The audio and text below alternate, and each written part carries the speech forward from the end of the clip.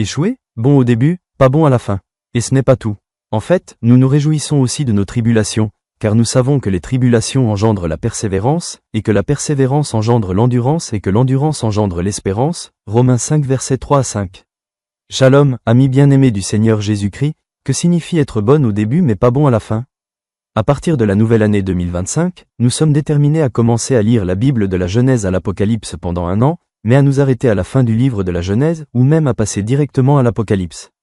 Promettez de prêter plus d'attention à vos parents, mais au lieu de cela, vous avez de moins en moins de temps pour vos parents. Il existe de nombreuses raisons, à la fois rationnelles et irrationnelles, qui sont en réalité des raisons de dissimuler notre paresse. C'est peut-être aussi parce que nous manquons d'amour pour Dieu et qu'il n'y a donc aucun engagement. La belle famille de l'époque, Kessia, Arche d'amour fera l'éloge suivant. L'amour est doux, patient, simple, l'amour est généreux et prêt à souffrir. Pourquoi cela arrive-t-il souvent dans nos vies? Qu'est-ce qui nous pousse habituellement à planifier un engagement, un idéal ou un espoir? La vie humaine d'aujourd'hui est influencée par le passé et la vie future. Tout est influencé par les choix que nous faisons dans le présent.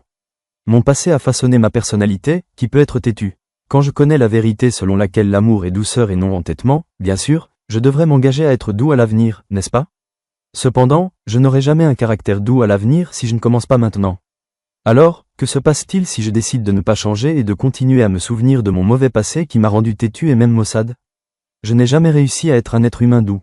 Comment est-ce arrivé? Parce que nous nous laissons lier au passé qui nous rappelle des choses négatives, des échecs, des chagrins, de l'amertume, de la tristesse, ou encore du confort, de la jouissance, du bonheur, de la prospérité, positif.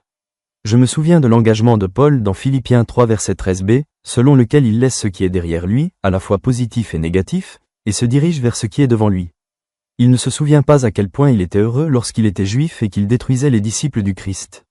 Il ne se souvenait pas à quel point il était détesté par les disciples de Jésus. Il a davantage orienté sa vie vers l'appel du Christ, à savoir être son fidèle serviteur. Nous voulons être des gens patients en 2025.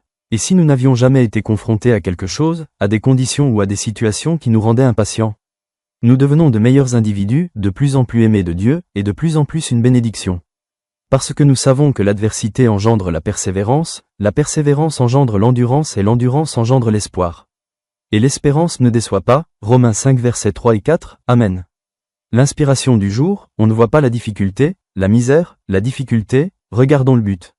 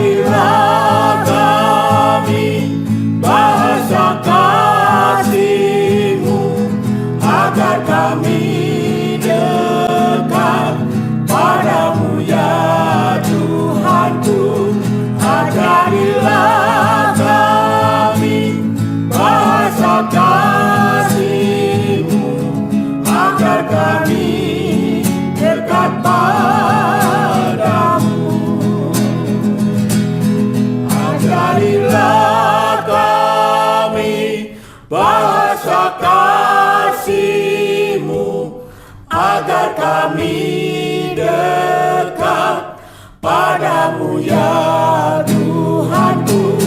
Ajarilah kami bahasa kasih-Mu agar kami dekat padamu.